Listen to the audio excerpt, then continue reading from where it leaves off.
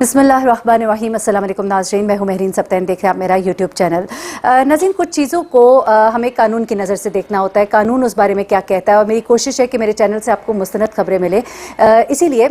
میں کوشش کرتی ہوں کہ نہ صرف میں اپنا پوائنٹ آف ویو دوں، بلکہ وہ تمام لوگ جو فیلڈ کے اندر کام کرتے ہیں، وہ میرے تمام یوٹیوبرز بہن بھائی، وہ صحافی جو اس فیلڈ میں کام کر رہے ہیں، ان کے پوائنٹ آف ویوز بھی میں آپ کے سامنے لے کر آ رہی ہوں۔ ساتھ ہی ساتھ قانون کیا کہتا ہے۔ ہمارے ساتھ سینئر سپریم کورٹ کے لائر ہیں جین قریشی صاحب، اور وہ اکثر ہمارے پروگرام میں ہوتے ہیں۔ کچھ پوائنٹس ریز کیے گئے تھے دو زہرا کے وکیل کی جانب سے، اور وہ یوٹیوبرز جو رات کو بیٹھ کر بہت سی باتیں کرتے ہیں دو زہرا کے کیس کے اوپر، تو ان کے جوابات دینے کے لیے آج جین قریشی صاحب میرے ساتھ موجود ہے۔ ان سے ذرا جانتے ہیں کہ یہ جو باتیں کی جا رہی ہیں کتنی درست ہیں اور کتنی ایک ان میں صداقت ہے۔ جین قریشی صاحب، بہت شکریہ آپ کا۔ پہلے تو یہ بتائیے گا کہ ایک پوائنٹ ریز کیا جا رہا ہے دوسری سائڈ سے، اس کو ذرا کلیئر کر دیں کہ جی بچی کو میجسٹریٹ کے سامنے جو ہے پیش کرنا ہوتا ہے، اور بچی جو ہے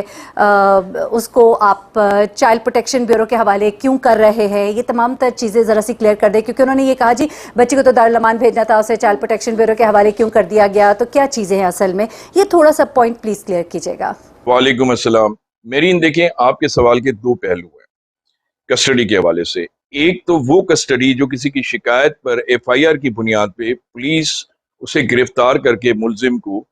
اپنی کسٹڈی میں لیتی ہے، تو اس پہ پولیس پہ یہ لازم ہے، یہ باؤنڈ ہے پولیس کہ اسے 24 گھنٹے کے اندر 24 آورس کے اندر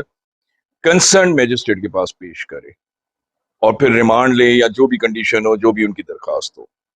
دوسرا پہلو جو کہ اس کیس میں انوالوڈ ہے، وہ ہے کسی کو حبس بیجا میں رکھا گیا ہو اور کورٹ کی ڈائریکشن میں وہ پولیس نے کسٹڈی لی ہو،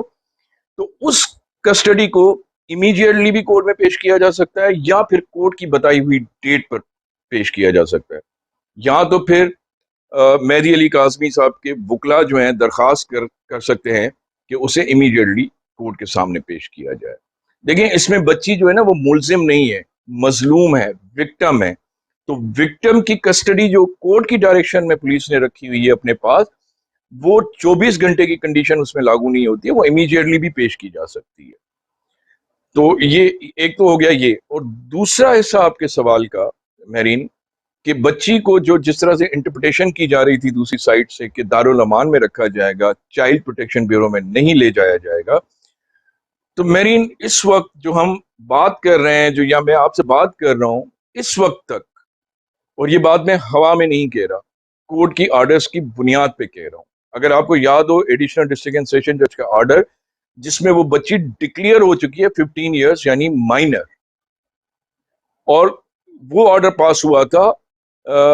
میڈیکل رپورٹ، جو بورڈ نے میڈیکل رپورٹ کا جو نتیجہ نکالا تھا اس کی بنیاد پہ، جس میں انہوں نے کہا تھا نیئر ٹو 15 ایئرس، کورٹ نے اس کو انڈورس کیا اور 15 ایئرس ڈکلیئر کیا۔ تو 15 ایئرس تک وہ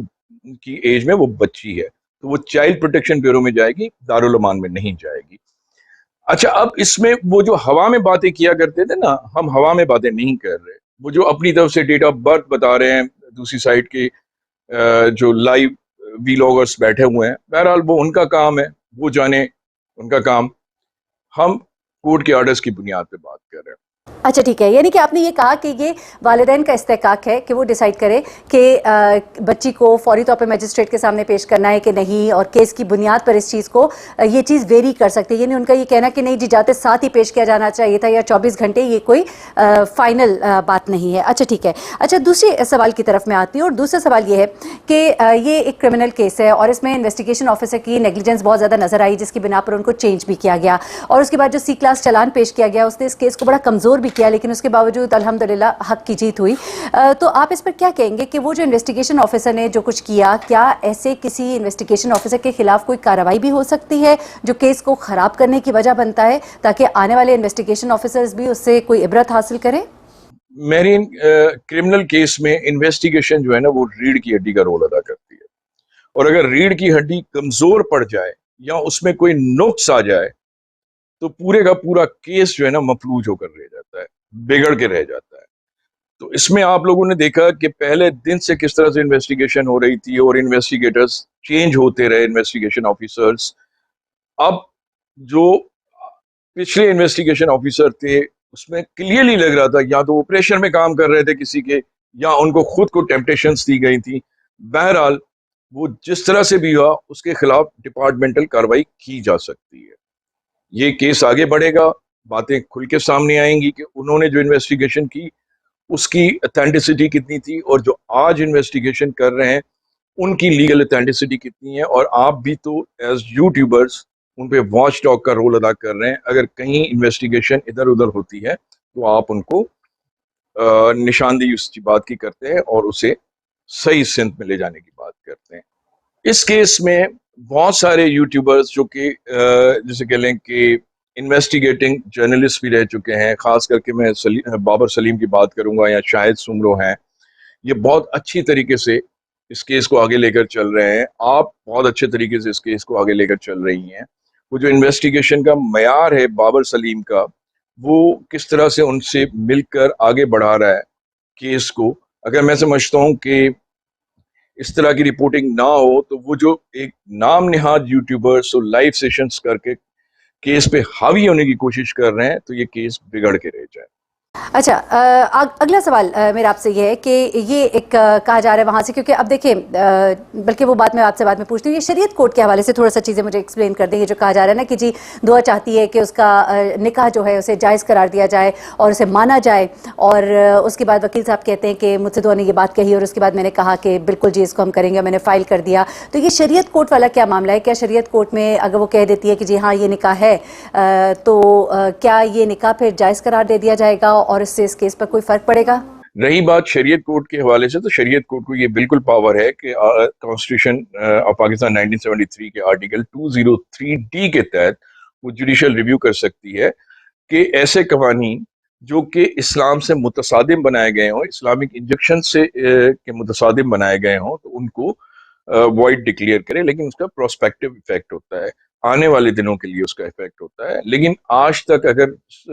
اس نے شریعت کوڈ نے کوئی ایسا ایکشن نہیں لیا ہے تو اس کا مطلب جتنے قوانین بنائے گئے ہیں اس وقت وہ شریعت کو مد نظر رکھ کر بنائے گئے ہیں, وہ ان فیلڈ ہیں. اور یہ جو باتیں آ رہی ہیں, جس وکیل صاحب کی آپ بات کر رہی ہیں, میں تو سمجھتا ہوں کہ ہمیں تو ان کے بارے میں ڈسکس بھی نہیں کرنا چاہیے. وہ جس طرح کی لینگویج یوز کر رہے ہوتے ہیں لائیو سیشنز میں بیٹھ کے نام نہاد یوٹیوبرز کے ساتھ, میں تو کہتا ہوں کہ پنجاب بار کونسل خاموش کیوں بیٹھی ہوئی ہے؟ پنجاب بار کونسل کو اس کے خلاف ایکشن لینا چاہیے. اس کا کوئی رائٹ نہیں بنتا ہے. یہ ہمارے لیے, ہمارے پروفیشن کے لیے بہت بڑا جو ہے نا کوشچن مارک ہے, دھبا ہے کہ ایک شخص, ایک وکیل جس کو جمعہ 8 دن ہوئے ہیں پریکٹس میں آئے ہوئے, بیٹا آپ کی اتنی عمر نہیں ہے جتنی ہماری پریکٹس ہے. آپ یہ جو انوائٹ کر رہے ہیں نا لیگل ریپیکیشنز اور امپلیکیشن اپنے اوپر, تو یہ آپ اس سے اجتناب کریں. یہ آپ صرف اپنی ذات کا مسئلہ, آپ کی ذات کا مسئلہ نہیں ہے, یہ پوری فریٹرنیٹی کا مسئلہ ہے. پنجاب بار کونسل کو اس پہ ایکشن لینا چاہیے, اور کسی نہ کسی کو یا تو پھر اپلیکیشن دینی چاہیے پنجاب بار کونسل میں کہ وہ کس حیثیت سے, وکیل تو اب بنے, اس سے پہلے کس حیثیت سے وہ ان کے والدین پہ یا صحافیوں پہ جو الزامات لگا رہے ہیں, جس طرح کی لینگویج یوز کر رہے ہیں. پی ٹی اپنا رول ادا کرے یا نہ کرے, لیکن پنجاب بار کونسل کو اپنا رول ادا کرنا چاہیے. ریکویسٹ کرنی چاہیے وہاں کے وکلا کو. دیکھیں لاہور کے وکلا بڑے سمجھدار وکلا ہے, بڑے کمپیٹنٹ وکلا ہے, مہمان نواز وکلا ہے اور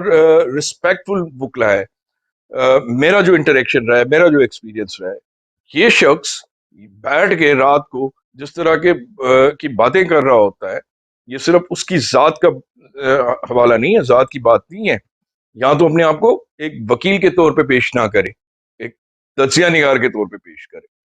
وکیل کے طور پہ پیش کر رہا ہے تو اس کے خلاف کاروائی ہونی چاہیے. میں تو ریکویسٹ کروں گا اس فورم کے تھرو پنجاب بار کونسل سے, کیونکہ ہم سندھ بار کونسل پہ سندھ میں بیٹھے ہوئے ہیں, میں وہاں کے بار کونسل سے ریکویسٹ کروں گا کہ اس پہ نوٹس لیں. اچھا, آخری سوال آپ سے یہ ہے کہ یہ اس طرح کے جو لائرز ہیں جو بیٹھ کے بہت دھمکیاں دیتے ہیں, یا یوٹیوبرز تو چلیں ان کو ایک سائڈ پہ رکھ دیں, تو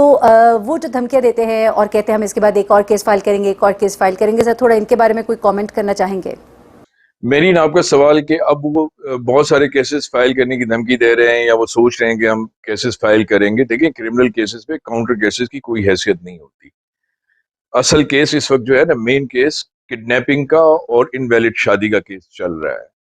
اور اسی پہ فوکس کیا جائے گا. ہاں اگر کوئی کیس بنتا بھی ہے تو ان کے خلاف بنتا ہے, وہ سول نیچر کا, ڈیمیجز کا بنتا ہے. اور کرمنل میں اگر کوئی بنتا ہے تو